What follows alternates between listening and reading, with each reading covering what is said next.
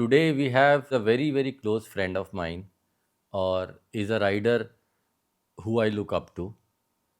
जब से मैं इनको जानता हूँ तब से इनसे बहुत कुछ सीखने को मिला है और ये आजकल वो राइड्स कर रहे हैं जो शायद मैं भी करना चाहता था। दोस्त, फेलो राइडर और एक भाई के तरीके से मैं इनको जानता हूँ। तो सुल्तान भाई, welcome to our podcast. Thank you. और बहुत अच्छा लग रहा है, आज हम बैठ के इस तरीके से बात करेंगे, मोटरसाइकिलिंग के बारे में अपनी स्टोरीज शेयर करेंगे। तो मोटरसाइकिलिंग का सबसे पहला किस्सा जहन में क्या है? कब है पहली मोटरसाइकिल ज़िंदगी में? कब देखी? फादर साहब के पास थी, किसी पड़ोसी के पास थी, स्कूल में? कब मोटरसाइकिल से पहला ताल्लुकात कब हुआ? बहुत पुरानी बात है, बहुत छोटा था तब मैं। हम्म, बेसिकली डैडी एक्चुअली स्कूटर चलाया डैडी ने हमेशा। ठीक है। तो एक बजाज का M50 आता था, शायद आपको हाँ याद है हाँ हाँ, कैसा होता था वो। याद है, याद है। तो वो डैडी का सेकंड व्हीकल होता था अच्छा। और वो चलाते नहीं थे उसको। वो घर के बाहर, घर की जो पौड़ी होती है हम्म। उसके ऊपर से खड़ा रखते थे। अच्छा। हाँ, और वो मैकेनिक के पास ठीक होती थी या फिर वहाँ खड़ी होती थी। डेली कम्युनिटी के लिए उनका वही सुपर होता था, अच्छा। बजाज का सुपर। अच्छा। तो स्कूल का टाइम है, स्कूल से मैं वापस आया हूँ, काफ़ी छोटा होता था। तो वो करीब रोड से 2 फुट 2.5 फुट ऊपर खड़ी है। हम्म। तो मैंने अपने दोस्तों को लेके उसको उतार लिया उतार नीचे। लिया। हाँ, उतारने के बाद चलो भाई धक्का लगाओ, क्योंकि उसमें साइकिल की तरह पैडल तो है नहीं, हाँ धक्का ही लगाना पड़ेगा। हाँ। वो धक्का लगा रहे हैं, हम्म। चल रहा है। एक गली क्रॉस कर ली, दूसरी क्रॉस कर ली, हम्म। थोड़ी खाली में आ गए और पीछे करीब 4-5 लड़के। आप सोचो कि क्या सीन होगा। हम्म। ऐसे करते करते में वो गेयर डल गया मेरे से। अच्छा। वो स्टार्ट हो गई। और गाड़ी स्टार्ट हो गई? वो स्टार्ट हो गई। अच्छा। वो स्टार्ट हो गई और मुझे वहाँ से वो समझ में आया कि स्टार्ट हो गई और वो लड़के पीछे छूट गए, दोस्त मेरे, और मैं हाँ रेस दे के आगे चला गया। हाँ। एक पॉइंट के बाद जब मेरे को उसे रोकना था, क्लच की मुझे कोई नॉलेज नहीं थी, हम्म। मैंने पीछे वाला ब्रेक दबाया, गाड़ी बंद। हम्म। अब वो पीछे थे, मैं उनसे 200-300 मीटर आगे, वो सारे हाँप रहे हैं। हाँ। मैं कहा भाई आ जाओ, दोबारा धक्का लगाते हैं। मैं घर पे खड़ी कर देते, जाके मैंने घर पे खड़ी कर दी उसे। हाँ। मैंने कहा ये स्टार्ट कैसे हो गई थी। हम्म। कभी डैडी ने छूने नहीं दिया। हम्म। हाँ, सफाई करने के लिए जरूर मिला है, वो कपड़ा लेके उसे स्कूटर को चमकाओ। साफ चमका के देना एकदम पापा को, एक किक में गाड़ी स्टार्ट हो जाए। हम्म। सेम अगले दिन स्कूल से आने के बाद वो सारे लड़के हम लंच वंच वो करके रूटीन इकट्ठे। फिक्स हो गया? फिक्स हो गया। अच्छा, कि यही काम करना है हाँ स्कूल से आके? हाँ, आने के बाद तो फिर धक्का दिया। मैं कॉन्फिडेंट कि हाँ ये स्टार्ट होती है, बस एकदम से वो घूम गया, गियर लग गया। कोई मुझे क्लच की नॉलेज नहीं, क्लच दबाना है जैसे आजकल हम अब हमें तो यूट्यूब पे देख लेते हैं सब कुछ। अब तब कौन था यूट्यूब? जब वो दोबारा स्टार्ट हो गई हम्म।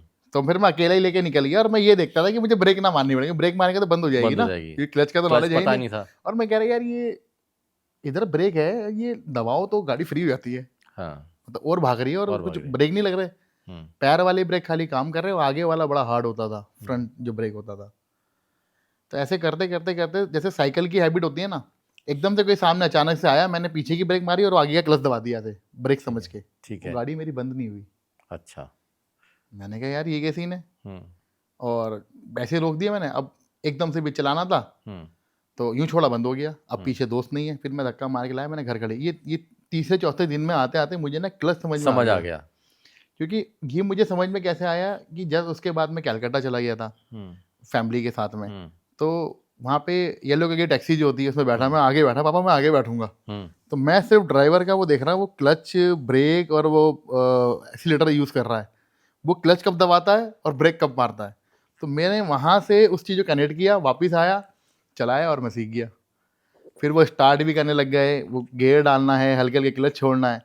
तो मैंने मोटरसाइकिल के लिए वो गाड़ी के क्लच को, उस ड्राइवर को देख के मैं दिमाग में लगाया। फिर करते करते करते करते डैडी का स्कूटर हाथ में आया। जब फाइनल डैडी को ट्रायल देने की बारी आई, हम्म। तो फर्स्ट फ्लोर पे हमारा घर होता था और पुराने घर जो होते थे बाहर बाथरूम वगैरह होते थे, तो वो अपना वो शेप बना रहे हैं ऐसे करके। मैंने कहा पापा मैं दिखा रहा हूँ आपका स्कूटर चला कर, आप मुझे दिला देना। अच्छा। तो मेरे दोस्त का स्कूटर था अपना, देते नहीं थे वो। हम्म। तो मेरा दोस्त पीछे बैठा हुआ है। हम्म। मैंने डैडी को दिखाने के लिए घर से करीब 100 मीटर पीछे गली में ही खड़ी करी।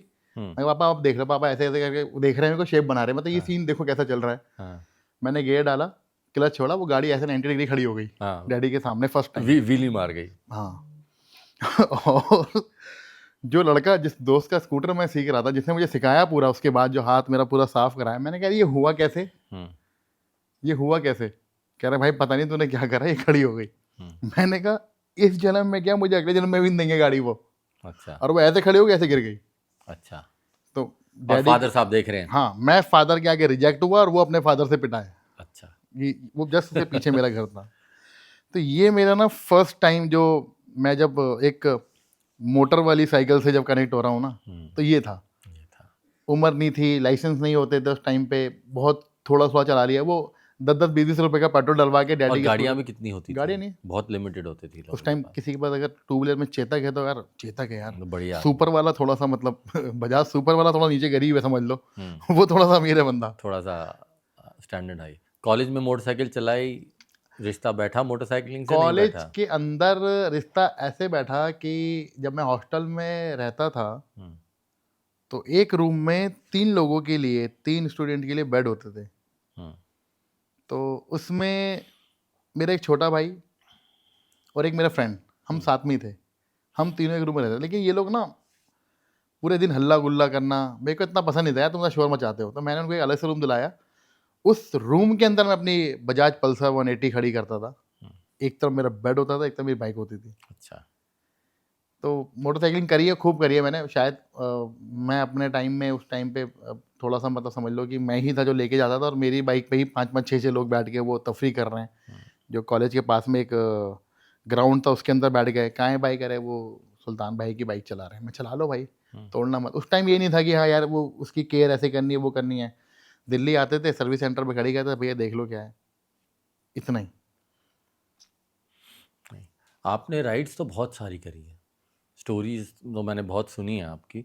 तो ऐसी कौन सी राइड है जो एकदम क्लोज है कि हाँ यार ये यादगार राइड रही, ऐसी कोई राइड है? 2018 में जब मैं एक रॉयल एनफील्ड की फ्रीडम राइड कर रहा था, जिसके अंदर बैटन जो है वो कन्याकुमारी से कारगिल द्रास में वो फ्लैग को लेके जाते हैं, हम्म, और अलग अलग ग्रुप के थ्रू वो आता है, जिसमें वो बैटन मेरे को, और जो मेरी टीम थी वो थोड़ी सी रॉयल एनफील्ड की ऑफिशियल टीम थी, 3 लोगों की। हमने वो चंडीगढ़ से बैटन लिया था, और हमको वो सबमिट करना था लास्ट द्रास में द्रास जाके, में। वॉर मेमोरियल के अंदर। हम्म, तो 14 तारीख का हमारा वो डेडलाइन था कि हमें 14 तक देना है, और 15 को वो फ्लैग होस्टिंग में वो यूज़ होगा। ठीक है। तो वो ऐसे करके आती है, आपने देखा होगा, सुना होगा कि कई बार K2K करते हैं। हाँ, K2 के करते हैं। तो बहुत से लोग कर तो लेते हैं, लेकिन हम्म, उसका रियल जो पर्पस है वो यही है। मकसद। वो मकसद यही है कि वो कन्याकुमारी से लेके जो कारगिल तक जा रहा है, हम्म, वो बैटन के लिए जा रहा है। हम्म, तो ऐसी मार्केट में चल गया कि यार K2K करना है, तो किसी ने बोला, किसी ने सुना, और कोई कर रहा है। हम्म, तो वो फ्रीडम राइड थी, उसका ज़्यादा प्रचार भी नहीं होता, क्योंकि बहुत उसको, क्योंकि बैटन है तो वो बताना भी नहीं है कि हम लेके जा रहे हैं। बस हमने कुछ फ़ोटो ली, जब वो सबमिट हो गया उसके बाद हमने वो फ़ोटो शेयर करी।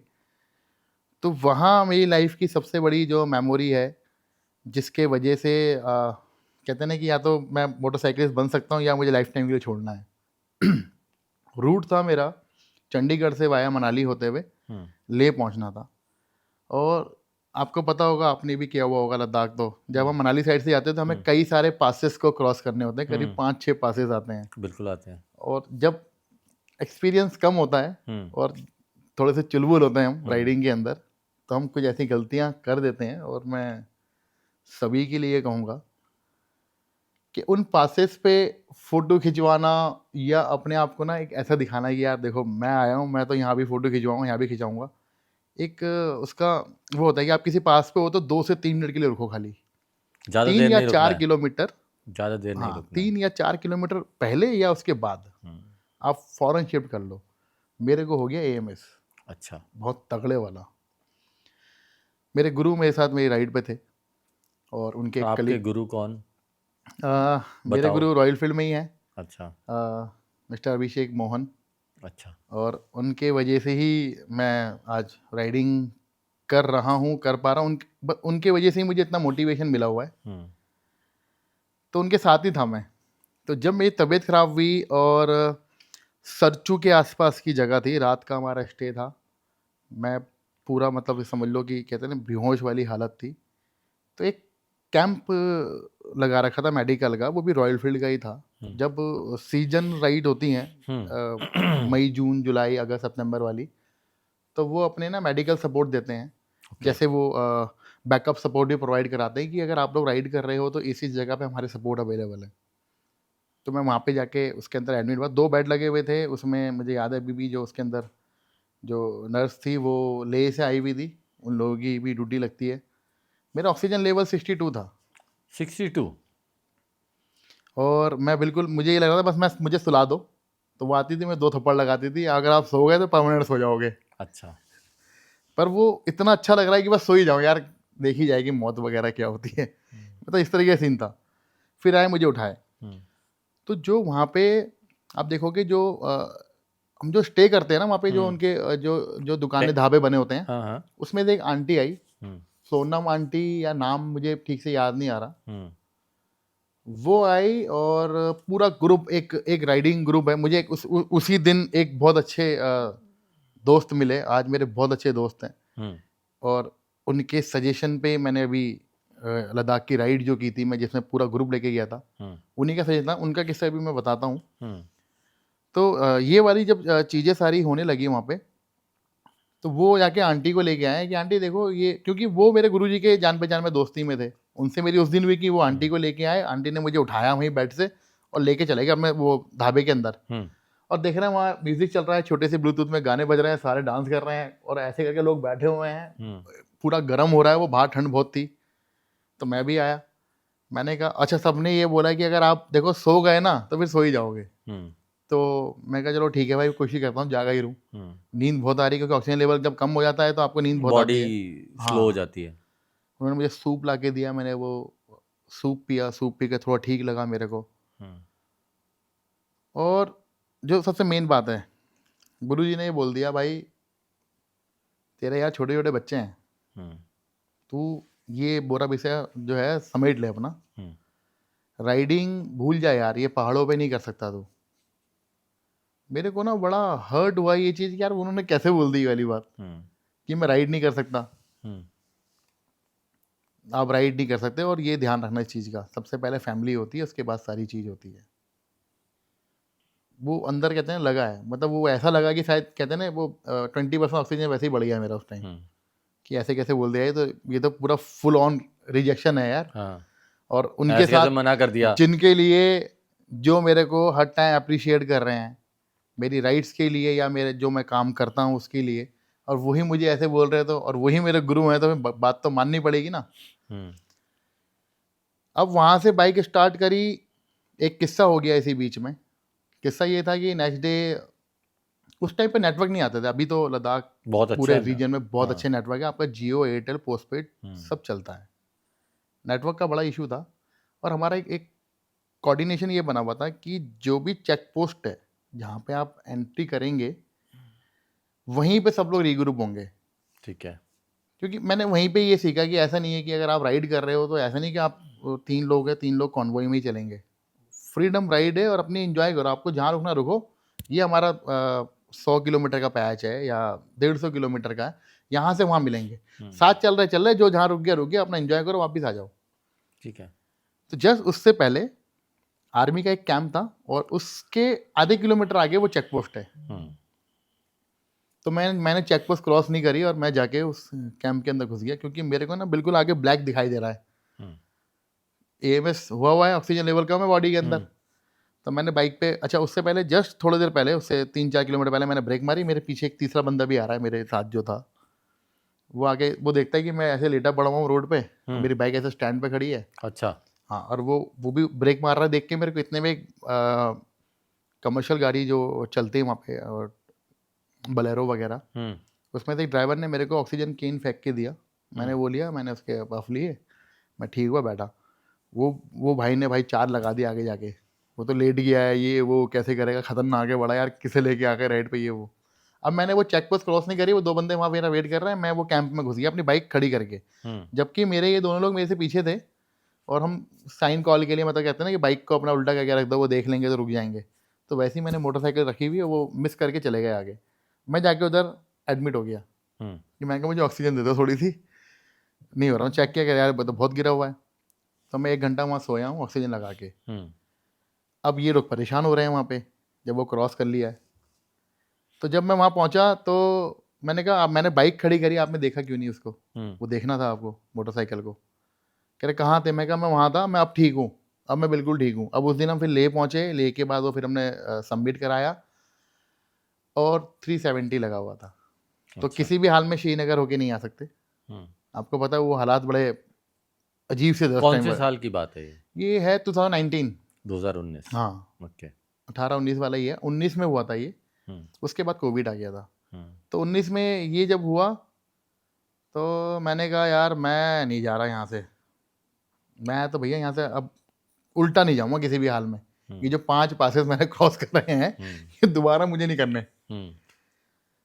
तो बहुत अच्छी बात ये थी कि उन दिनों जो मेरे एक साडू भाई हैं, उनके बड़े भाई एएसपी ले थे, और कुछ ही दिन पहले वहाँ से वो जम्मू शिफ्ट हुए थे और उनका एक बैचमेट वो आए हुए थे।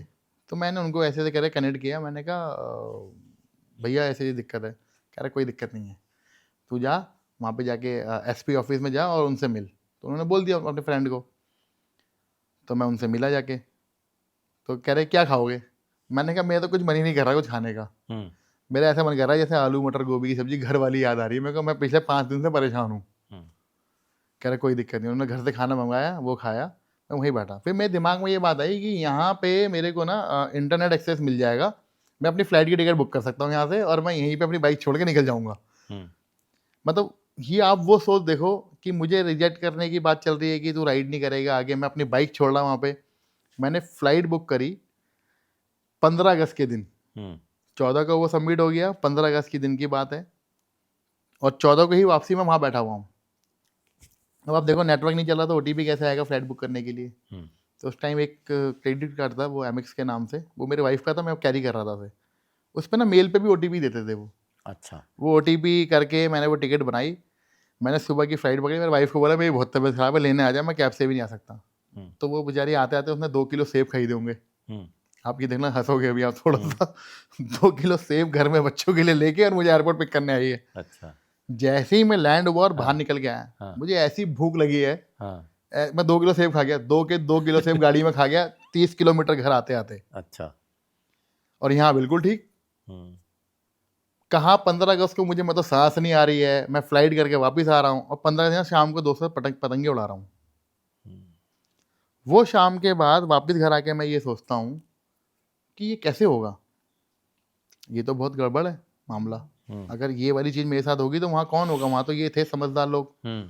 अगर वो हॉस्पिटल भी भेजते हैं वहाँ से, जिस जगह मेरी तबीयत खराब हुई थी, वो रूट इतना ख़राब है, या तो आपको ले जाना है या मनाली आना है।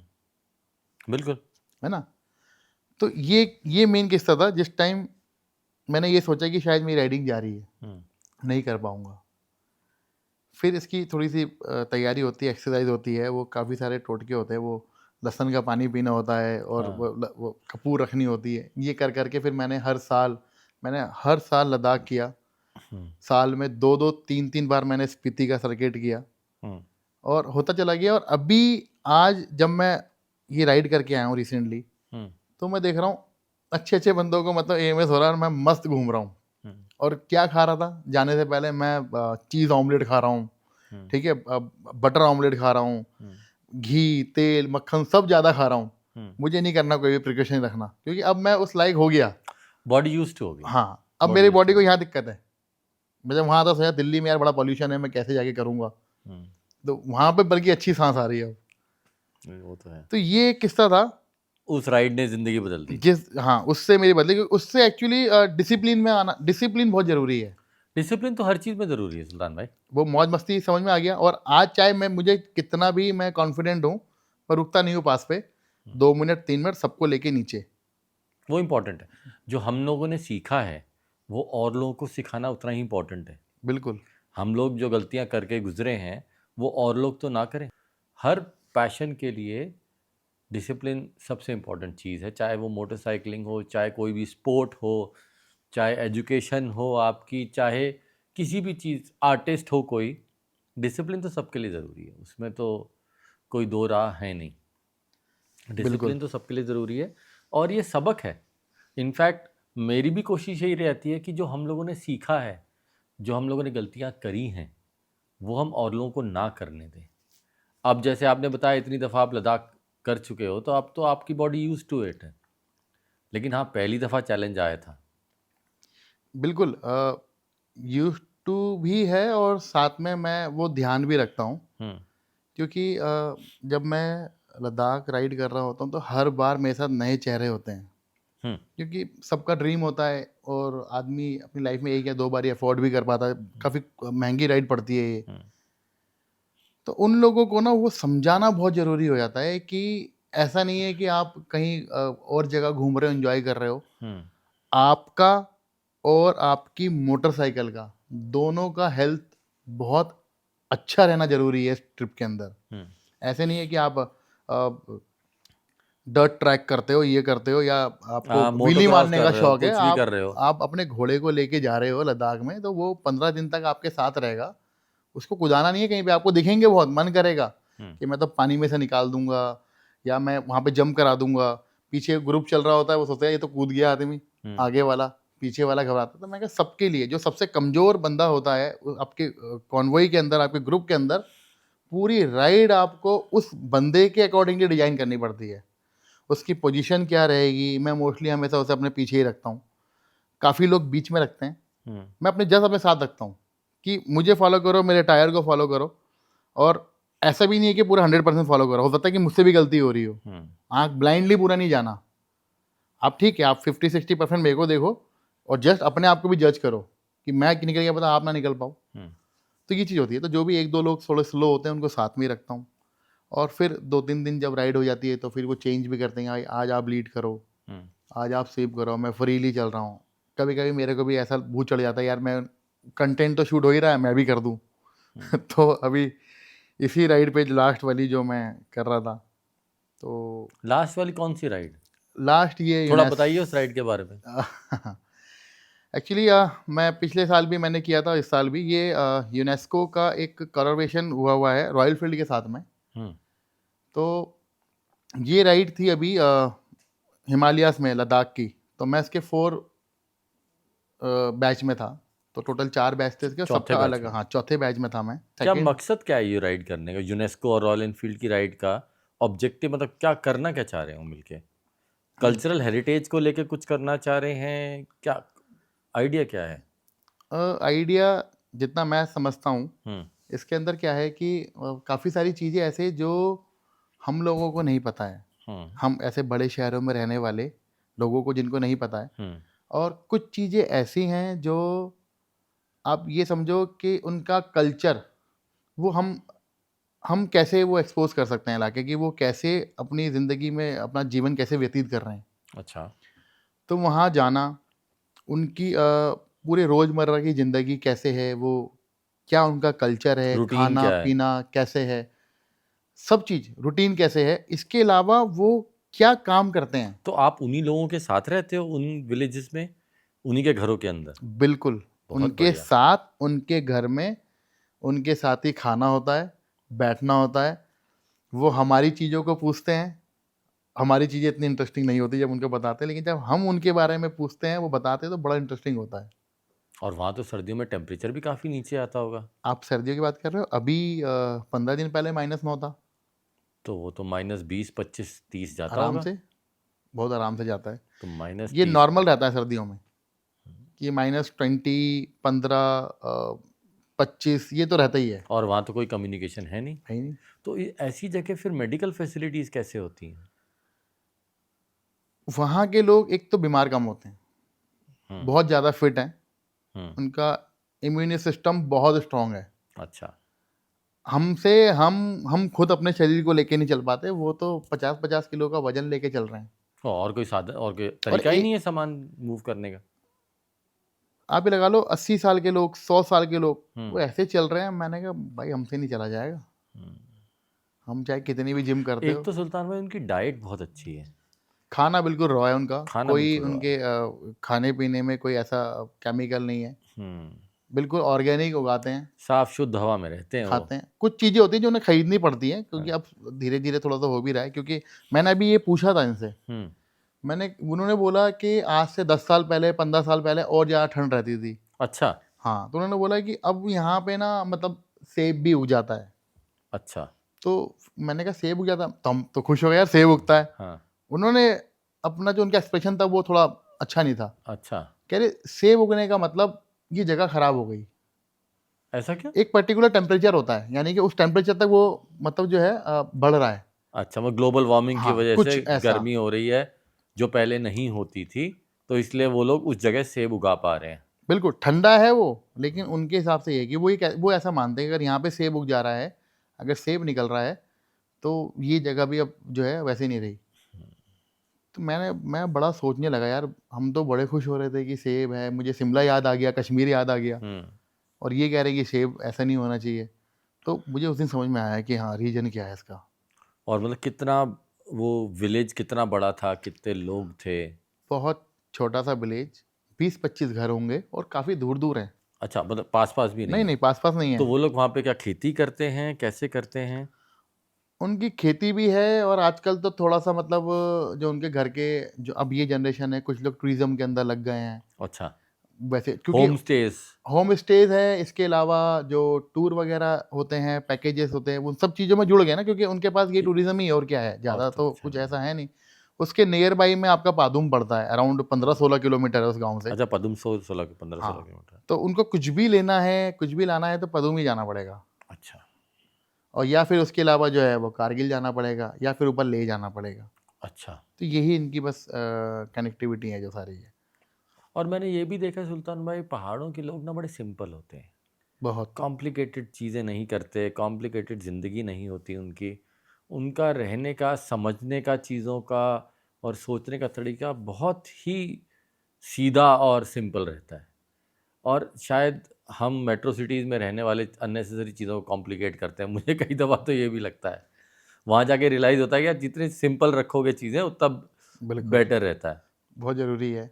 मो मोटरसाइकिलिंग में कोई बहुत ही फ़नी इंसिडेंट कभी हुआ हो राइड पे या राइड के बिना, वो थोड़ा-सा कोई शेयर करो आप। बहुत सारे हैं। तो बताओ ना कोई ऐसे मज़ेदार इंसिडेंट रहा हो जिसको याद करके हँसी आती हो कभी अपने आप को भी? हँसी आती है, मतलब ठीक है, मतलब फ़नी भी है और हुँ, थोड़ा-सा मतलब कहते हैं ना, वो सीखने वाला भी है। वो तो बिल्कुल है। हाल की बात है, हुँ, हम लोग उमलिंगला करके नीचे आ रहे हैं, 7 राइडर थे हम, हुँ। 7 अलग-अलग बाइक्स पे। कब की बात है ये? ये 2022 अच्छा, 22 कोविड के के बाद। बाद जब थोड़ा-सा खुल गया था। हुँ, तो वहाँ पे हाल के अंदर रिवर पड़ती है एक, हुँ, जाते में तो दिखी नहीं, हुँ, कहाँ से चले गए पता नहीं। हुँ, और जब वापसी आ रहे हैं तो वो रास्ता नहीं मिल रहा। हुँ। इतना है कि ऊपर से दिख रहा है हमें फलाने गांव में जाना है, ठीक है। और मैं ये इनसे सबसे कह रहा, हमने गलती पता क्या करी, एडवेंचर के चक्कर में हम ना वो मार्किंग करना भूल गए अच्छा, कि कहाँ से कि गए थे? जाना कैसे था, उसी रास्ते से आना है, तजुर्बा था नहीं। हाँ। तो सभी लोग क्या करते हैं कि जो टैरमैक रोड बना हुआ है उससे चले जाते हैं। हुँ, जो राइडर राइड करके जाना जा रहे हैं, मोस्टली जो एडवेंचर राइडर्स होते हैं, हुँ, उनके लिए ना वो ऑफ रोड वाला, मतलब रोड ही नहीं है, अन रोड समझ लो। ऑफ रोड तो तब होगा जब रोड हो वहाँ पे, हुँ, रोड ही नहीं है, पूरा सैंड है, उसके अंदर जाना है। हुँ, वापस निकल के नीचे आ गए, तो किस्सा इतना कॉमेडियन है ये। मिटियोर मोटरसाइकिल 350 हुँ, और मेरी हिमालयन, एक हिमालयन और थी, उसके साथ में क्लासिक थी। वो दो लोगों ने क्या सोचा कि यार पानी में से निकालना नहीं है, क्योंकि वो 2 फुट का पानी, अराउंड इतना पानी होगा, हुँ। और उसमें से निकालने से वो डर गए, या फिर जो भी उन्होंने बहुत अच्छा डिसीजन लिया, मैं ये कहता हूँ कि कभी कभी ना मतलब स्किल्स को आजमाने भी नहीं चाहिए, और आप लंबा वाला हर रूट जगह ले लो, टेस्ट करने की नहीं ज़रूरत करना नहीं है। चाहिए। तो तीन चार सुपर चार मिटियो 350 हुँ, पानी क्रॉस कर चुकी है। ठीक है। उसमें से एक ही बंदा जिसने जिम्मा उठाया कि हाँ भाई, मेरे मेरे सारे कपड़े भीगेंगे, मैं निकालूंगा सबकी बाइक। उसने सबकी निकाल दी। हुँ, मैं सबसे पीछे हूँ, मैं इसलिए पीछे हूँ कि चलो यार कोई फंसेगा तो मैं जाके उसे सपोर्ट कर सकता हूँ। और 2 हुँ। लोग निकल गए, वो 2 लोग बहुत लंबा रूट लेके आएंगे, 15-20 किलोमीटर घूम के ऊपर से वैली चढ़ के उधर से आएंगे, अच्छा, जहाँ वो आर्मी वाला ब्रिज पड़ता है, पानी से बचने के लिए। पानी से बचने के लिए। हुँ, अब ये सीन हुआ, अब आई मेरी बारी। तो हुँ, मैंने कहा जूते, क्योंकि अभी उस टाइम पे क्या है, मैंने वाटरप्रूफ सॉक्स नहीं रखे और रॉयल फील्ड का जूता होता था, पानी घुस जाता था उसके अंदर। ठीक है। तो ये ज़रा उसका वो था, मैंने कहा जूता भिगाना नहीं, और एक ही है इस बार, दूसरा बैकअप में भी नहीं है कि मतलब कि लॉन्ग बूट होता है तो आप राइड भी कर लेते हो उससे कि आपका एंकल सपोर्ट हो जाए। मैंने कहा नहीं यार, मैं जूता नहीं भिगाऊंगा किसी भी हाल में, मैं नंगे पैर निकाल लूंगा बैठ के बाइक, जूते ऊपर बांध के बाइक पे। तो मैं जूते वूते खोल के अपने रख रहा हूँ और अपनी राइडिंग पैंट का चेन खोल के ऊपर कर रहा हूँ। इतने में सुल्तान भाई मैं निकालता हूँ ना बाइक, मैंने क्या सोचा ये 4 मिट्टी और निकाल दी थी, हिमालयन तो ऐसे निकाल देगा ये। मैं कहा ले जा भाई। मैंने कहा मैं ऐसे करके अपने जूते चप्पल लेके सर पे रखता हुआ आ जाता हूँ निकल के। बस सीन हुआ, वो बंदा बाइक ले गया बिल्कुल बीच में, और सबसे लास्ट में क्या पानी और बढ़ गया, मतलब 6 इंच और बढ़ गया होगा, करीब 2 2 फुट के आसपास पानी है, बड़ा तेज बहाव में आ रहा है। वो भाई साहब ने क्या करा, बाइक पे बैठ के स्टार्ट करके लेके जा रहे हैं, पानी के बीच में गिरा दी। अच्छा, ओके। मैंने कहा चलो कोई नहीं, गिर गई, हिमालयन है, हिमालयन सब कर लेती है। भाई साहब ने बाइक उठाई, वहीं सेल्फ मार दिया दोबारा, सारा पानी गया हुआ है गाड़ी के अंदर। हाँ। बस अब वो बंद। तो पानी तो निकालना था पहले। तो जो मैं जितना मैं सूखा सूखा निकला था, मुझे भी गीला होना पड़ा। बाइक निकाली बाहर, मैंने स्टार्ट करी, नहीं हो रही, सेल्फ एरिया टक टक टक टक टक। मैंने कहा ये हो गया कांड अब। और ये ऐसी जगह हुआ है, कोई कनेक्टिविटी नहीं, कोई सपोर्ट नहीं है, यहाँ पे हमारे सारे घोड़े फेल होने वाले हैं अब। जहाँ पे वो इंसिडेंट हुआ वहाँ से 4 किलोमीटर हमारा स्टे है, होम स्टे। ठीक है। और वो शाम भी कुछ जाने को हो रही है, कोई ये अंधेरा होने इंसिडेंट वाला है। 3:30-4 बजे का है, और मुझे गाड़ी पहुंचानी है फटाफट वहाँ पे। फिर कल सुबह हमारी बहुत बड़ी राइड है, क्योंकि कल हानले से हमारे को मनाली पहुंचना है। अच्छा, तो हानले सीधा मनाली, बीच में कोई स्टॉपेज नहीं। तो मैंने कहा, उसके बीच में भी 2 पासेस आते हैं, बड़े सुनसान से पासेस हैं वो, ना वहाँ आदमी दिखता है ना कोई जानवर दिखता, कुछ नहीं। कैसे जैसे करके वो तो भाग गए, जिन्होंने बाइक गिराई वो तो चले गए अपने रूम में सीधा। मैंने 2 पकड़ लिए। मैं कहा भाई रुक, ये तुम धक्का मारो और मेरी बाइक पे पैर लगाओ, इसलिए क्या है। वो लगा रहे बेचारे, और खेत पड़ रहा था, हमने शॉर्टकट मारा था, रोड पे तो थे नहीं हम। आप सोचो जहाँ पे रोड नहीं है वहाँ पे आपको टो करनी है बाइक, तो कौन लगाएगा। मैं कहा भाई तू बैठ मेरी गाड़ी पे, अपनी मीटियोर मुझे दे। दूसरे को मैंने बोला तू भी नहीं जाएगा, अगर ये वाली बाइक भी खराब हो गई तो एक तो रहेगी कम्युनिकेशन के लिए, आने जाने के लिए। बिल्कुल ठीक है। कर कुरा के लेके पहुंचे हैं। तो जिनके घर पे हम रुके हुए थे होम स्टे पे, उन्होंने बड़ा सपोर्ट किया मेरे को। मैंने सारा खोला, कुछ लोग हमारे यहाँ बन जाते हैं मैकेनिक, खोल खाल के बैटरी देखा तो पानी निकल रहा है गाड़ी में से। अच्छा। अंदर से पता नहीं कहाँ का जमा हुआ है पानी, निकल गया। मैं थोड़ी स्टार्ट की, गाड़ी स्टार्ट हो गई। अब वो मिसिंग कर रही है, जब पानी चले आता है मिसिंग करती है। तो मैं ऐसे एक राउंड मार के आया, थोड़ी सी बाइक चल गई। मैं कहा चल ठीक है, इतनी चल गई, सुबह तक और सूख जाएगी तो काम हो जाएगा अपना।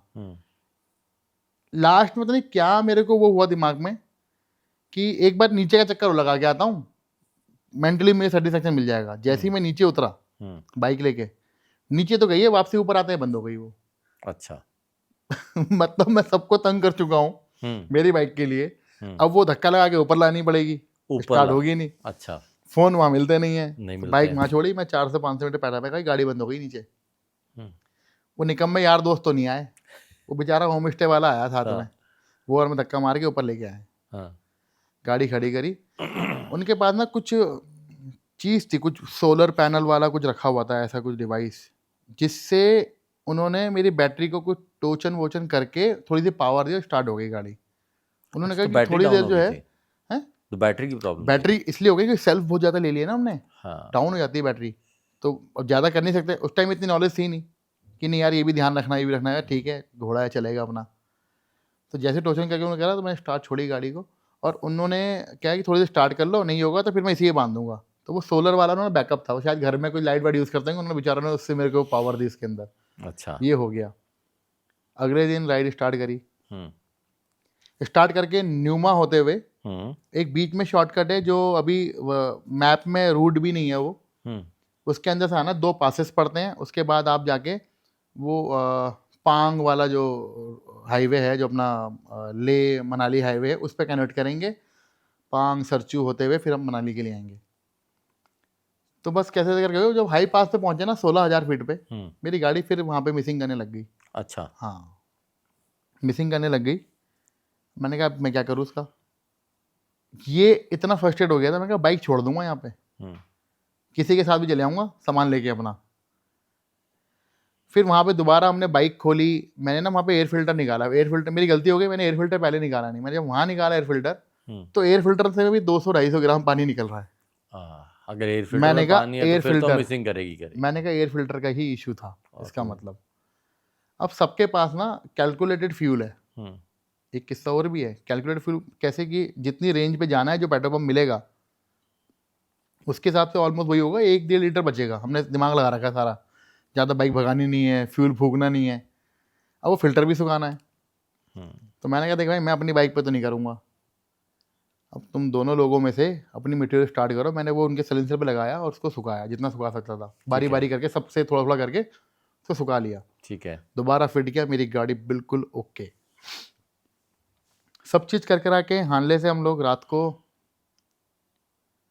अराउंड 9:30-9 बजे करीब मनाली पहुँचे हैं।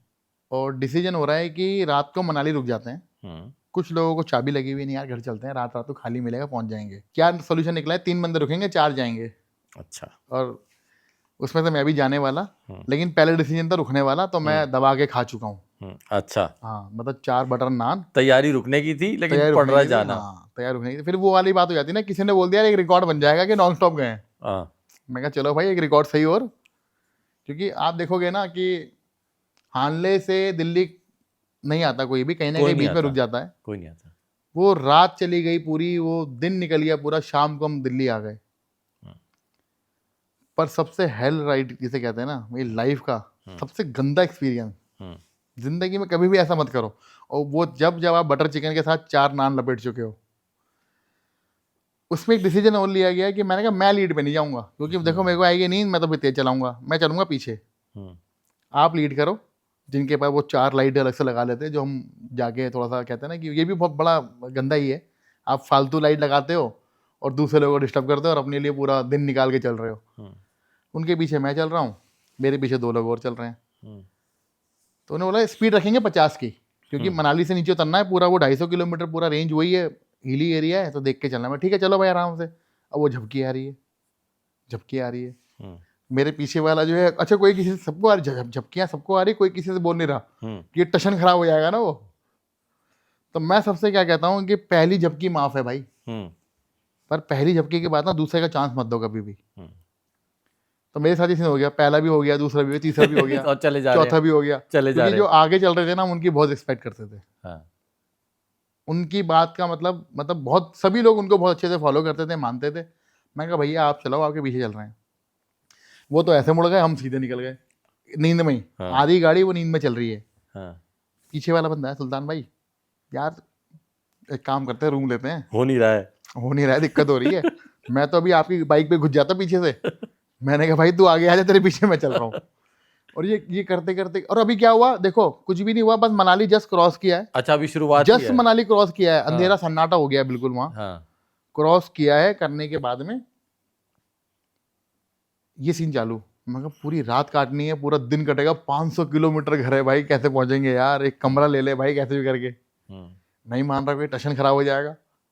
क्योंकि सबने ये सोच लिया कि एक रिकॉर्ड बनाना है न्यूमा से, हानले से दिल्ली पहुंचने का। मैंने कहा हाँ चलो ठीक है, अपने अपने मोटिवेशन के लिए है कि हमने कर लिया ऐसा। पर ऐसा भी क्या खाक करना, मतलब जिसमें आप सो रहे हो, मतलब गलती है, सारी गलती है। रिस्क लेके चलाने की जरूरत नहीं है। रिस्क कुछ भी नहीं है, चलता हम 30 की स्पीड से रहते, रिस्क तो कुछ भी नहीं है। लेकिन ये है ना कि नींद ना सो पा रहे हैं, ना बाइक चल रही है। हाँ। मैंने उसको बोला कि चल ठीक है एक काम करते हैं, 1 घंटे के लिए कमरा लेते हैं, इनको जान दे आगे। जो मेरा सिक्स सेंस कहता है वो ये कहता है।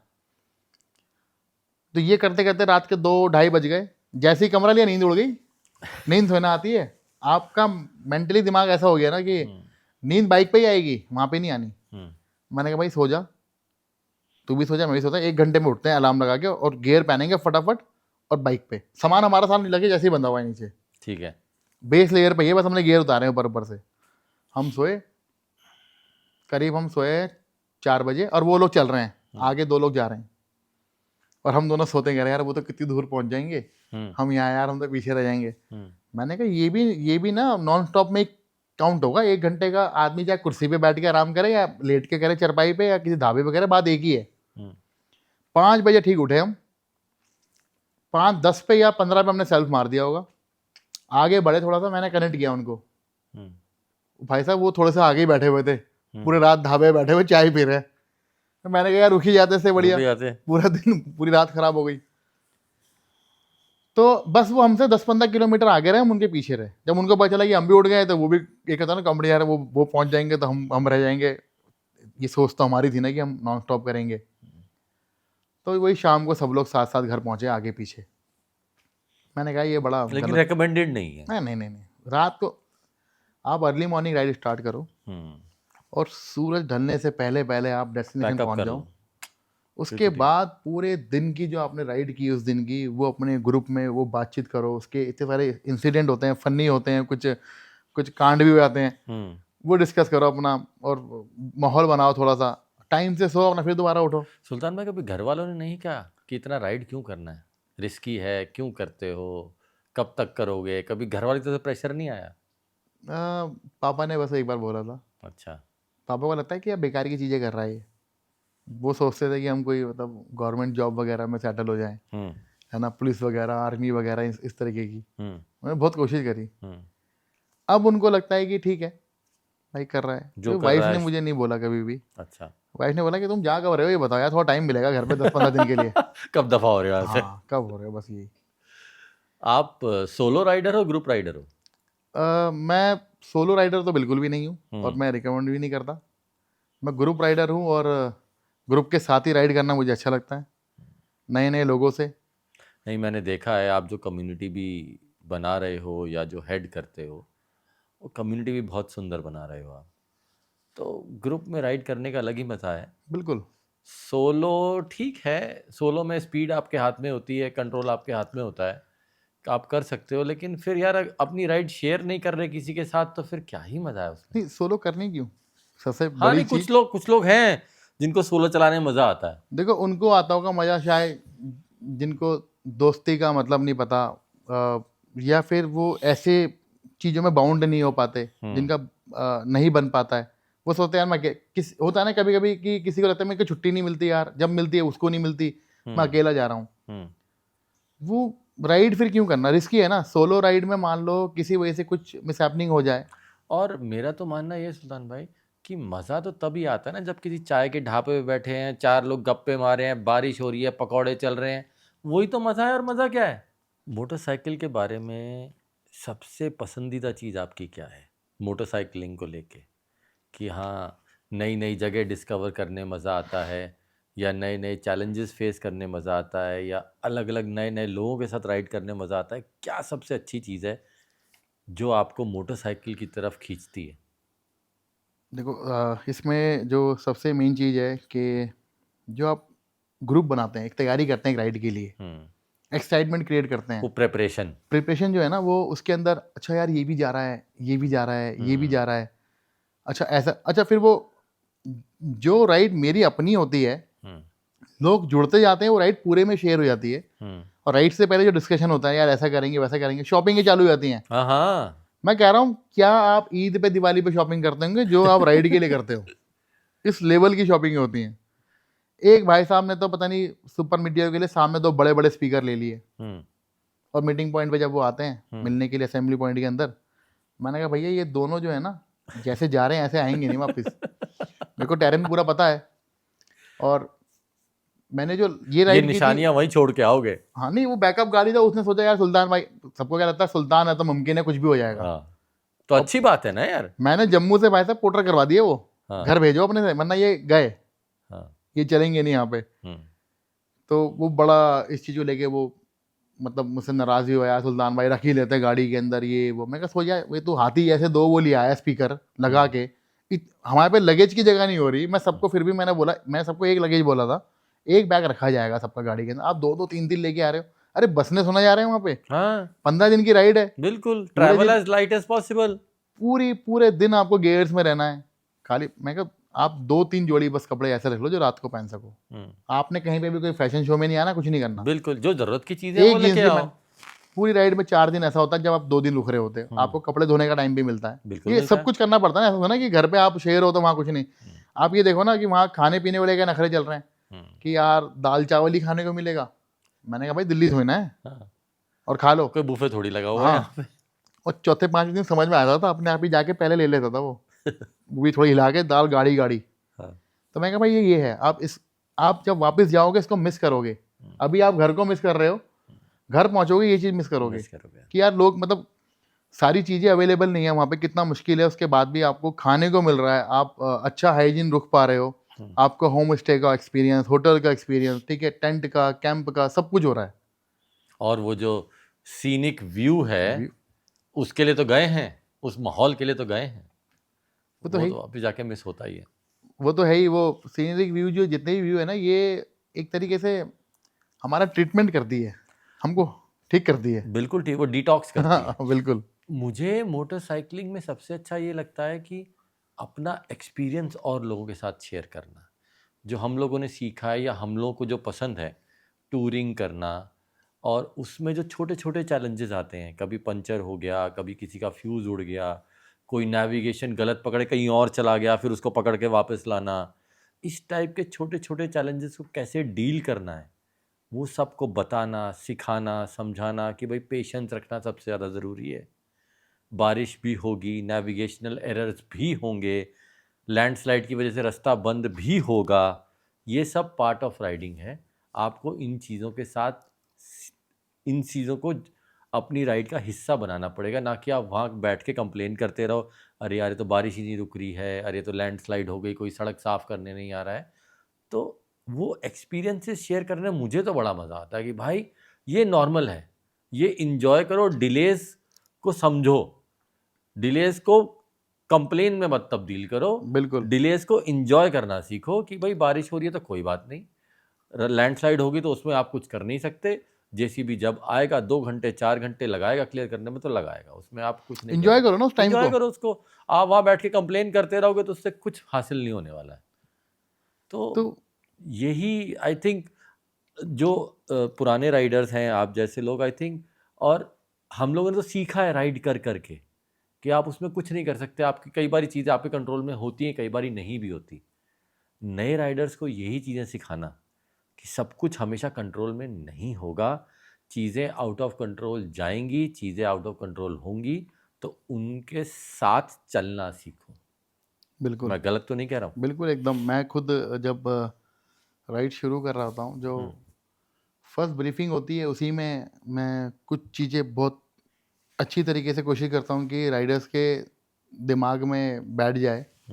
सबसे पहले मैं, जैसे राइड डे बाय डे हम अपनी जो ब्रीफिंग्स करते हैं, जो उस दिन की राइड है, सपोज करो कि मैं जैसे श्रीनगर से स्टार्ट कर रहा हूँ और ले जाना है या कारगिल जाना है, या फिर जो मेरा फर्स्ट डे का जो ब्रीफिंग है, फर्स्ट डे का सबसे ज़्यादा इंपॉर्टेंट इसलिए होता है क्योंकि फर्स्ट डे में मैं हमेशा ये बताता हूँ कि आने वाले 17 दिन या 15 दिन यही एक परिवार है।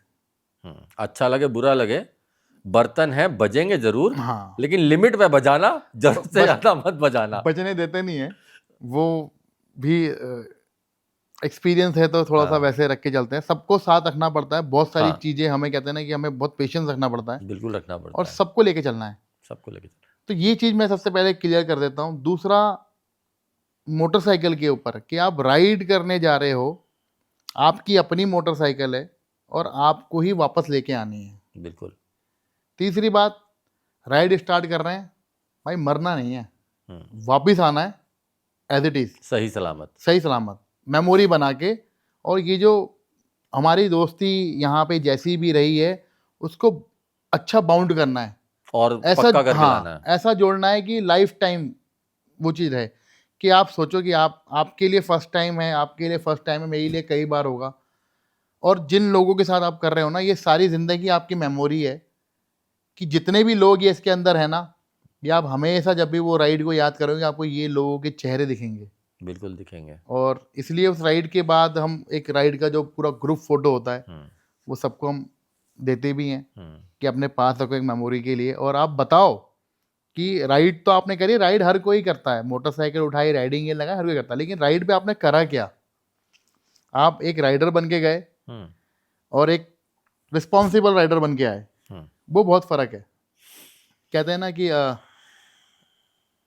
Leave as rider, return as explorer, बिल्कुल ठीक। बहुत ज़रूरी है। तो मैं ये सब राइड के साथ साथ इतना मैंने कर लिया, ग्रुप राइड, राइडर्स को राइड कराना, जो लोग मुझे मिलते हैं फर्स्ट प्योर मोटरसाइकिलिंग, बिल्कुल जैसे जिन्होंने बाइक ली है और आके पूछते हैं भैया मुझे भी राइड करनी है। मैं राइड में क्या करना है कि लद्दाख जाना है। मैंने कहा लद्दाख तो बहुत दूर है। अभी लद्दाख दूर है। लद्दाख जाने से पहले बहुत सारी चीज है। मैंने कहा सबसे पहले मोटरसाइकिलिंग जब करते हैं ना, वो एक लैंग्वेज है, वो सीखना बहुत ज़रूरी है। वो स्टाइल सीखना बहुत ज़रूरी है, सबके साथ में, सबके पैटर्न के साथ। ये नहीं कि आप सोलो चलते हो हमेशा, आप डेली कम्यूनिट में बाइक यूज़ करते हो। आप जब ग्रुप में आते हो तो आप कहीं ना कहीं सोचते हैं अच्छा एक के पीछे एक को फॉलो करना है, ट्रैफिक का ध्यान रखना है, ठीक है, ट्रैफिक को गाइड नहीं करना है, सेफ्टी से चलना है। तो ये है, जैसे कि आज मैं अपने लिए ये सोचता हूँ कि जो कहते नहीं, अगर आप मुझसे ये पूछोगे कि सुल्तान आप राइड करते हो तो क्या सोचते हो, तो मैं ये सोचता हूँ कि जब मैं राइड करूँ तो मैं अपने इंडिया को रिप्रेजेंट करूँ। बिल्कुल ठीक। और रिप्रेजेंट मैं कैसे कर सकता हूँ कि मेरा जो राइडिंग गेयर्स है, पूरा राइडिंग गेयर्स और मोटरसाइकिल पे मेरा बैठना और मोटरसाइकिल चलाना गियर पहन के, जब दूसरा रोड पे मुझे देखे तो वो बोले कि मेरे को ना यार ऐसे ही राइडिंग गियर लेने हैं, ऐसी ही बाइक लेनी है, मुझे ऐसा फैशन करना है। तो मेरा राइडिंग गियर मेरा फैशन है। बिल्कुल ठीक। रिप्रेजेंट इसलिए कि मैं बॉर्डर पे जाके इंडियन आर्मी की तरह तो मुझे वो ड्यूटी नहीं मिली है कि मैं वैसे देश को संभालूं, या मैं कोई ऐसे फोर्सेस में नहीं हूँ, या मैं किसी पुलिस में नहीं हूँ कि मैं अपना समाज संभाल सकूं। लेकिन हाँ, मैं अपने स्टाइल से, अपने पैशन से अपने देश को रिप्रेजेंट कर रहा हूँ, ताकि वो मेरा एक मैसेज सबको जा सके। सेफ्टी बहुत ज़रूरी है। ठीक है, हेलमेट खोलते हैं बाल खराब होते हैं, लेकिन वो दिल की जो खुशी होती है वो अलग होती है। तो इस तरीके का है, अपने तरीके से देश की सेवा करें, बस, ना कि हर किसी को बंदूक पकड़ के बॉर्डर पे जाना जरूरी है। हाँ, जो वो जा रहे हैं उनको सपोर्ट करो, वो अपना काम कर रहे हैं, हमें अपना काम करना। कहते हैं ना कि यार देश का सफाई साफ सुथरा रखो, है ना, तो सबसे पहले हमारे घर से ही तो होगा। बिल्कुल होगा, है ना। और आप ये देखो कि कितने अच्छे अच्छे राइडर्स जिनको बहुत नॉलेज है, मैं ऐसा सोचता हूँ कि इतनी नॉलेज होने के बाद भी जब वो कहीं लोकल मोटरसाइकिल लेके जा रहे हैं ना, या कोई छोटा सा काम कर रहे हैं, हेलमेट पहनते हैं क्योंकि वो एक मोटरसाइकिल्स का उनको टैग लग गया है, वो हाफ फेस हेलमेट पहने हुए हैं, या मॉडलर उनके पास हेलमेट है। हेलमेट आपका हमेशा फुल फेस होना चाहिए। आपके पूरे बॉडी में कहीं भी इंजरी होगी ना, सब रिकवरी हो जाती है। सर की नहीं हेड इंजरी जो है ना 98% होती ही नहीं है, नहीं होती। तो हेलमेट बहुत ज़रूरी है। बाइक पे चाबी लगाने से पहले आपका ये स्ट्रिप लॉक हो जाना चाहिए। हेलमेट पहन लो, चाहे सब्जी लेने जा रहे, क्या ये वर्ड निकलता, सब्जी लेने, कोई भी काम करते हो छोटा सा छोटा भी आप, मैं कह रहा हूँ आप शॉर्ट बनियान कपड़े ना भी पहनो, नंगे बैठ जाओ, लेकिन आपने हेलमेट जरूर हेलमेट जरूर होना चाहिए। हेलमेट बहुत ज़रूरी है। मैंने खुद लाइव देखा हुआ है कि आपकी पूरी बॉडी इतनी फ्लेक्सिबिलिटी होती है, आपको कुछ नहीं होता, और मेन इम्पैक्ट ही जो है वो हेलमेट पे होता है। शोल्डर पे, एल्बो पे, पैर पे फ्रैक्चर होगा, जुड़ जाएगा 15 दिन में, सर का नहीं जुड़ेगा। 10-15 लाख में घुटने आ जाते हैं, आपको ये नहीं मिलेगा सर। तो ये बहुत, जब आप हेलमेट पे आओगे ना, धीरे धीरे धीरे उनको समझ में आता है। मैंने ऐसे लोगों से रिव्यू लिया है कि यार जैकेट पहन के, सेफ्टी जैकेट पहन के आप राइड कर रहे हो और नी गार्ड लगा के पहन के रहे हो, क्या फ़र्क है? कह रहा है एक तो वो टी शर्ट ऐसे से हिलती है ना, वो विंड ब्लास्ट होता है, वो बड़ी दिक्कत होती है। मैं कहा मज़ा आ रहा है ना पहन के। मैं कहा सेफ्टी गियर के साथ साथ वो आपको बहुत हेल्प करता है आपकी मोटरसाइकिल पे। कोई भी चीज़ है, कुछ भी टकरा सकता है। आप ये देखो, आपने हेलमेट वाइजर खोल रखा है और यहाँ पे हम इतना बफ पहन लेते हैं अपना, या जो भी हेड बाला कलावा होता है, इतना ही रहता है, आंखें खुली हुई है, आंखें खुली है, ये सबसे कमज़ोर चीज़ है।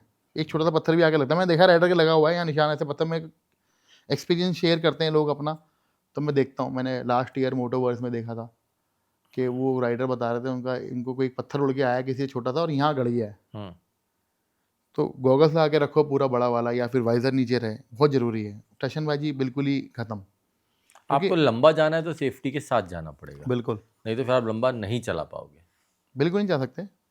और सुल्तान भाई, जैसे आप जानते हो कि हम लोग एक वुमेन राइडर ट्रेनिंग एकेडमी चलाते हैं, तो मैं देखता हूँ कि काफ़ी सारे फीमेल राइडर्स इंटरेस्टेड तो हैं, लेकिन ना अपने आप को अपने कंफर्ट जोन से बाहर नहीं निकाल पा रहे हैं। काफ़ी लोग कनेक्टेड हैं व्हाट्सएप पे, इंस्टाग्राम से, 2-2, 3-3 साल से मैसेजेस हो रहे हैं, लेकिन वो घर से निकल के ट्रेनिंग ग्राउंड तक नहीं पहुंच पा रहे हैं। उनको क्या कहना चाहोगे आप? उनके लिए देखो क्या? इसमें ना सिर्फ इतना समझना है कि उनको आज़ाद होना है या नहीं होना है। बिल्कुल ठीक। जब वो निकल के ग्राउंड तक आ जाएंगे, वो ट्रेनिंग कर लेंगे, मोटरसाइकिल जब बैठेंगे ना, आप किसी से ही पूछ लेना, जिस भी फीमेल राइडर ने मोटरसाइकिल चलाना सीख लिया बेसिक्स और वो खुद उसको राइड कर रही हैं, आप देखना वो बोलेंगे कि यार उसको ना बहुत ज़्यादा अच्छा लग रहा है, उसकी लाइफ में वो अच्छे पलों में से एक पल है कि वो मोटरसाइकिलिंग कर रही है। मोटरसाइकिलिंग का सबसे बड़ा अर्थ यही है कि फ्रीडम, क्योंकि आप पूरा मोटरसाइकिल को कंट्रोल करते हो।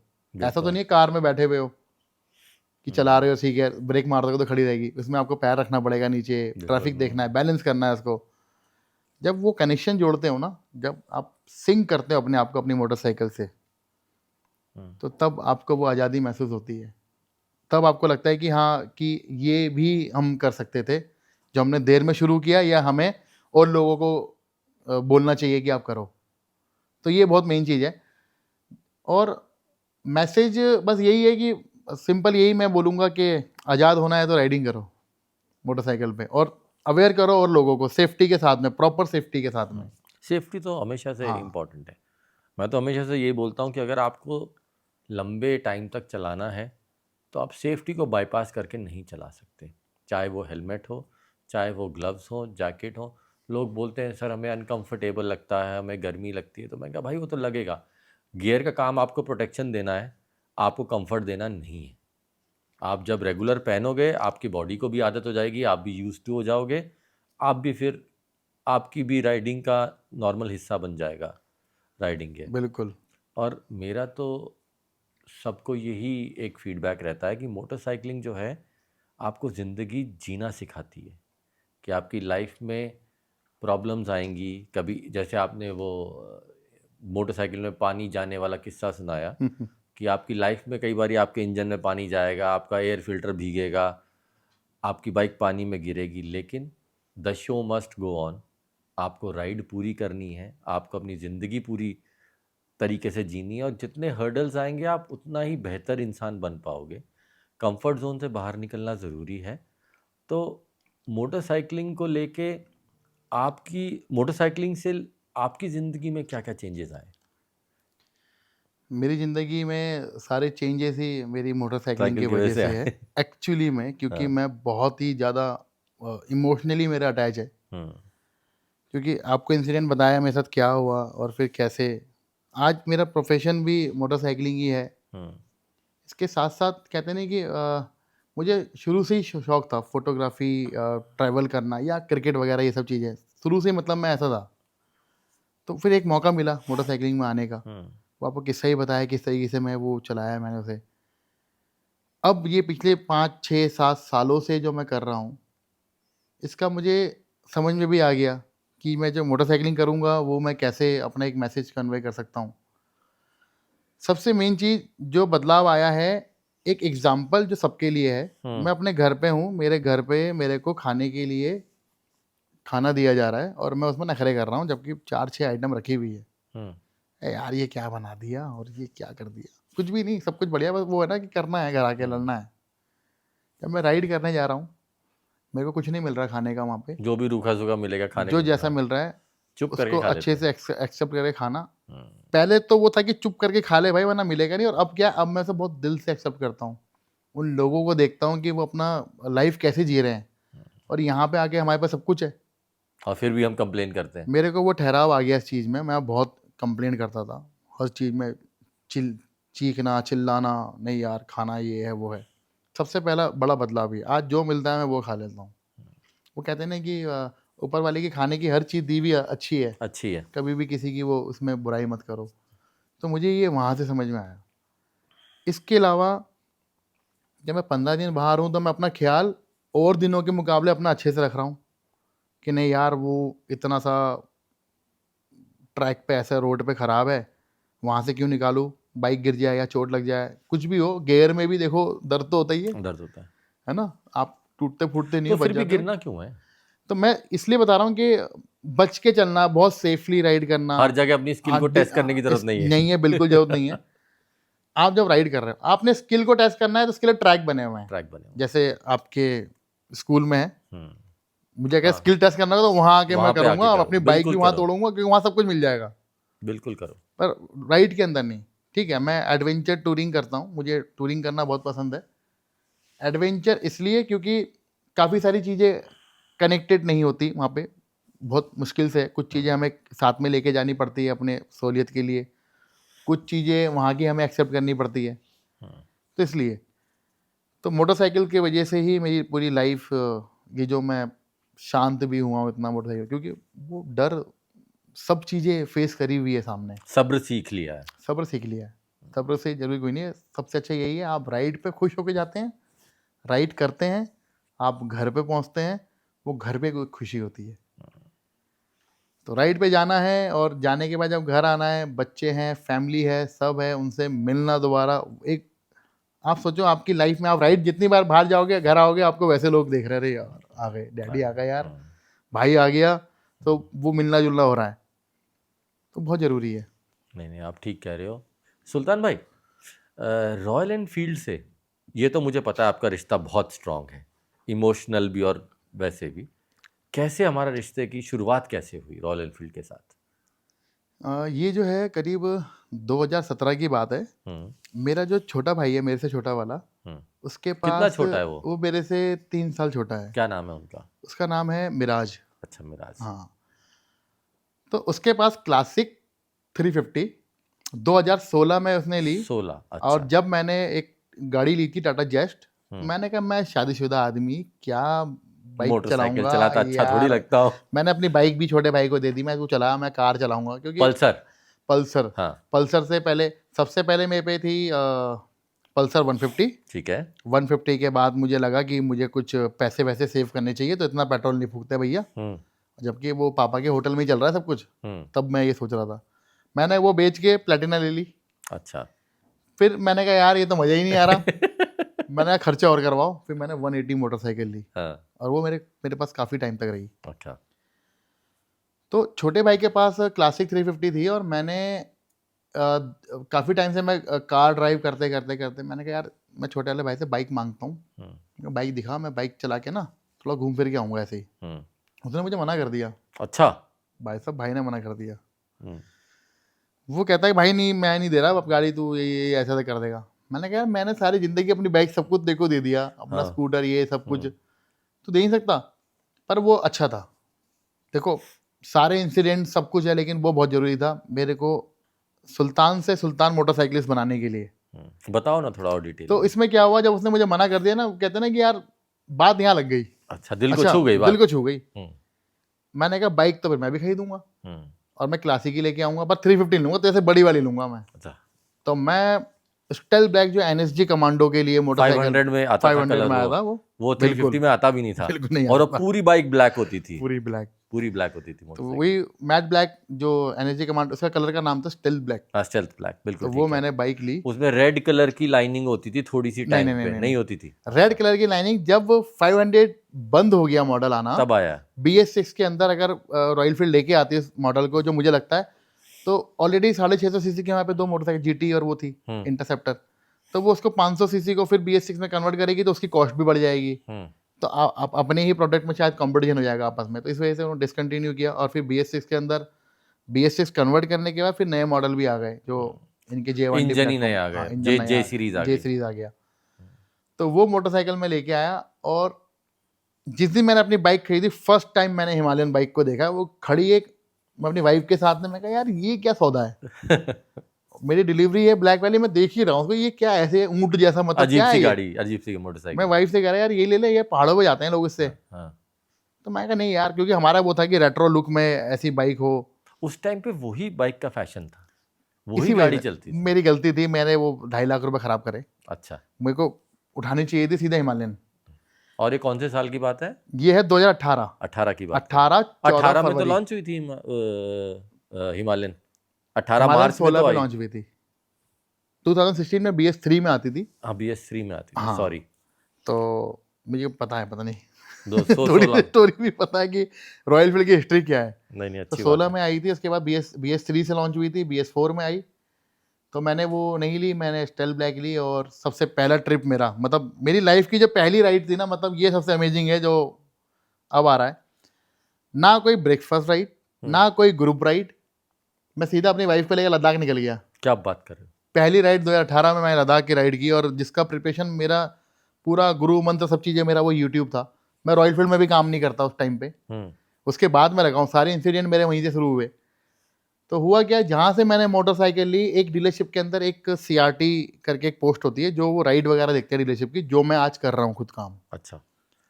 तो ऐसे ऐसे राइड बनी, 20 लोगों के नाम आए। मैंने कहा मैं भी जाऊँगा, अपनी वाइफ को लेकर, बाइक मेरे पे है। करते करते करते करते वो 2 महीने 3 महीने बीते, डेट आ गई सामने।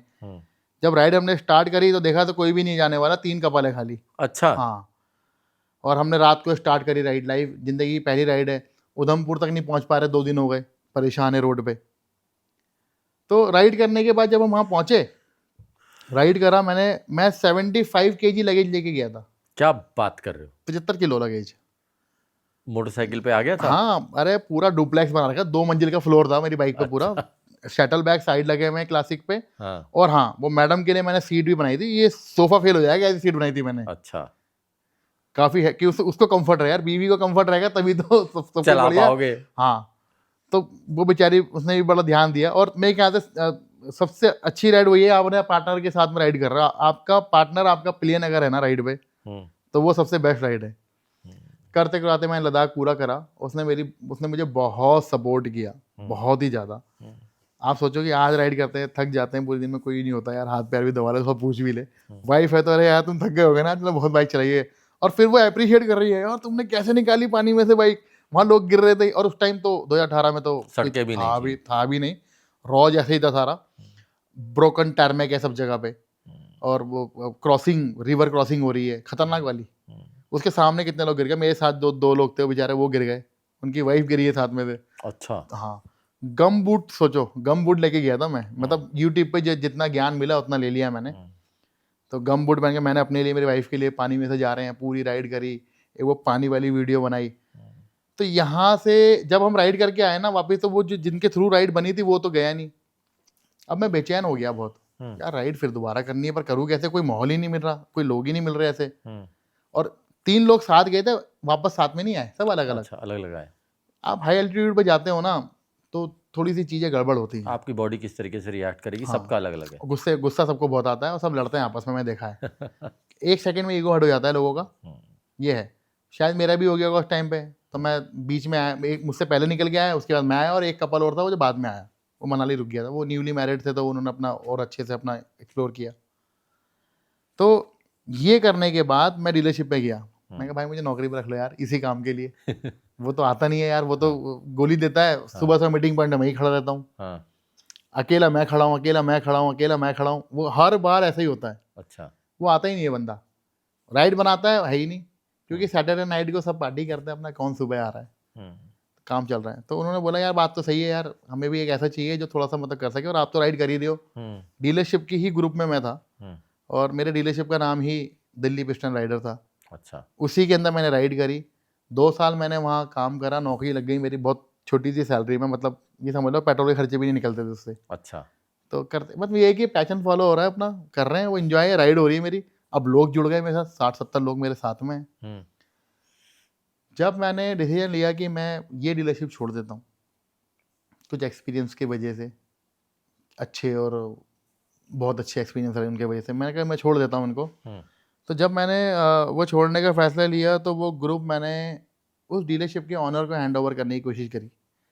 मैंने कहा ये लो, आप इस ग्रुप में ऐड हो गए, आप एडमिन हो, और मैं एग्जिट कर रहा हूँ। मेरे एग्जिट करने से पहले उनका कॉल आ गया, कह रहा भैया इन लोगों को मैं कहाँ संभालूंगा, इनको तो अपने साथ ही ले जाओ। बस ये था। फिर मुझे बहुत से लोगों ने गाइड किया, तो वो लोगों भी थोड़ा अलग से था। बहुत लोग बैठे कि सुल्तान भाई हम राइड करते हैं यार, हमारा अच्छा सा क्लब है। इससे पहले मैं और क्लबों के अंदर राइड कर रहा हूँ। ठीक है। जैसे मेरा पहला club Delhi royal field Riders करके, मनोज झाजी वाला जो है वो था, आज भी मैं उसका मेंबर हूँ, और जितना मुझसे बनता है मैं उतनी सपोर्ट करता कंट्रीब्यूशन हूँ। करते हैं। हाँ। तो जब ये ग्रुप लेके मैं आ गया पूरा साथ में, तो उसके बाद क्या हुआ कि लोगों ने बोला यार अपना ही ग्रुप बना लो, यही नाम रखते हैं। मैं कहा यार ठीक है भाई, क्योंकि ये इसी पे मैंने पहले राइड करी और यही साथ में रखते हैं। उन्होंने उसको लिया नहीं, बाद में वो ग्रुप, उसका लोगो डिजाइन किया गया, लोग जुड़ते गए। आज करते करते 1200-1300 लोग क्लब के अंदर है, जिसमें से फ्रीक्वेंट राइड करने वाले लोगों की 100-150 है जो मतलब हर संडे आने को तैयार हैं। बहुत और बढ़िया। अलग भाई अलग अलग कैटेगरी है। आपके पास थंडरबर्ड एक्स मॉडल या थंडरबर्ड का कोई गाड़ी है, उसका क्लब एक अलग से बना हुआ है। अच्छा, स्टैंडर्ड, बुलेट, मोटरसाइकिल के हाँ, हिसाब से। मोटरसाइकिल कैटेगरी भी है और कॉमन कैटेगरी भी है। अच्छा प्रीमियम ग्रुप भी कर दिया इसके अलावा। अच्छा कई सारी मतलब मुझे शायद डीपीआर के ही, दिल्ली प्रोफेशनल राइडर्स के ही 20 ग्रुप हैं अच्छा, और कुछ ही लोग हैं उसमें से जो 12-15% है जो शायद सबके अंदर होंगे। ठीक है। कुछ कैटेगरी वाइज है और कुछ अपने उसके वजह से। हम्म। तो ये है। तो फिर राइड बनाना शुरू करी तो समझ में आया, करते गए, लोग जुड़ते गए और सबसे अच्छी चीज़ मुझे शायद सब कुछ यहीं से मिला। मैं हर अपने बड़े इवेंट के अंदर जहाँ भी हमारे क्लब का इवेंट होता है, मैं ये ज़रूर बोलता हूँ कि मेरे को इसके अंदर पूरा परिवार मिल गया है। और वो इसलिए बहुत इम्पोर्टेंट चीज़, जैसे मेरे माँ-बाप ने मुझे जो सिखाया है, हम्म। तो वो ज्ञान तो मुझे मेरे घर से मिल रहा है ना। हम्म। मेरे माँ ने, मेरे बाप ने, मेरे दादा-दादी, नाना-नानी, इन लोगों ने जो मुझे सिखाया, जो बताया, वो सीखा हूँ। लेकिन जब मैं 100 लोगों से जुड़ा हुआ हूँ, आपसे जुड़ा हुआ हूँ, आपकी जो एटिकेट्स हैं, जो आपका व्यवहार है, जो आपको आपके माँ-बाप से, आपके पूर्वजों से मिला है, आप जब मेरे साथ बैठते हैं, तो वो कहीं न कहीं एक्सचेंज होता है ना, तो बिल्कुल मैं होता आपसे है, वो भी सीखता हूँ। बिल्कुल तो सीखते मेरे हैं। पास तो सोचो इतने लोगों के घरों का आशीर्वाद है, इतने लोगों से मैं जुड़ा हुआ हूँ। इस वजह से बस यही। और फिर वो एक वो टैग दे दिया है, मतलब मेरे को कोई ऐसा शौक नहीं कि लीडर बनना है या हेड करना है, लीड करनी है, हम्म। पर कहते हैं यार आप ही कर लो। मैं तो बोल भी नहीं पाता था, बहुत घबराता था लोगों को फेस करने पे, बड़ा शाई नेचर का था, हम्म। पर करते करते करते ना आ जाता है। सीख लिया। सीखना नहीं, जरूरत तजुर्बा। भी है। हाँ, तजुर्बा। तजुर्बा तजुर्बा, आई एग्री। तो ये है। तो बस यही लाइफ की चीज़ें थी जो सिखाती है। और बस मोटरसाइकिल तो बहुत इंपॉर्टेंट है क्योंकि मेरा पैशन भी यही है, प्रोफेशन भी यही है, मेरी ज़िंदगी सब कुछ यही है। कहते हैं ना कि इस राइडिंग, मेरे घर के अलावा ये राइडिंग पूरा मेरा एक परिवार है। तो मैं बहुत सेफ और सिक्योर हूँ, पूरी दुनिया के अंदर कॉन्टैक्ट हैं। मेरे को आज कोई मेडिकल इशू होता है या मेरे को कोई गाड़ी का इंश्योरेंस लेना है या मुझे कोई कोर्ट में कहीं वकील की ज़रूरत है या मेरे को कोई अच्छे लेवल का कोई पुलिस वाला चाहिए जिससे मेरा एक लिंक निकल जाए, वो सब कुछ उसी ग्रुप के अंदर उसी है। कम्युनिटी में है। वो उसी के अंदर ही है और मैं उसके बाहर देख ही नहीं पाता, वही दुनिया है। अब मुझे नहीं लगता कि उससे बाहर कुछ और भी अच्छा होगा क्योंकि सब लोग हैं और सब लोग इतने अच्छे व्यवहार के, हंसी मजाक चुलबुल सब होते हैं, लेकिन कहीं ना कहीं जो सबका व्यवहार है ना, वो मैं अच्छी चीज़ों को ले लेता हूँ। मैं उनसे वो चीज़ें लेके अपने पर रख लेता हूँ। अब बहुत कुछ सीखने को मिला। मैंने हमेशा अपना बोला कि मैं जितना भी हूँ, मैं अपने माँ बाप का बनाया हुआ नहीं हूँ, ना उनसे इतना सीखा हूँ जितना मैंने आप लोगों के साथ रह के सीखा। तो नहीं, ये वो तो बस फैक्ट है ये सुल्तान है भाई। बस लाइफ का। हम रोज नए लोगों से मिलते हैं, नई चीज़ें सीखते हैं और शायद ज़िंदगी उसी तरीके से आगे बढ़ती है। अगर हम, मैं या आप ये बात बोले कि नहीं हमें सब कुछ आता है, तो उससे बड़ा बचपनी वाली बात कोई नहीं होगी। मैं तो अभी भी सीख ही रहा हूँ हम सभी सीख रहे और हैं। मज़ा आता है वो सीखने में। मरते दम तक सीखेंगे सुल्तान भाई, मरते दम तक सीखेंगे। वो तो सीखते रहेंगे तो आगे बढ़ते रहेंगे। जिस दिन सीखना छोड़ दिया उस दिन ज़िंदगी वहीं रुक जाएगी। बिल्कुल। बहुत बढ़िया लगा आपसे।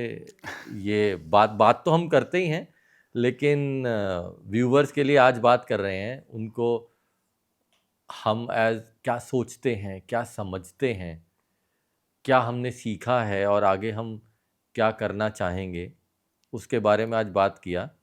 और मेरे को लगता है आपको बहुत जल्दी दोबारा बुलाना पड़ेगा क्योंकि बहुत सारी चीज़ें बच गई हैं।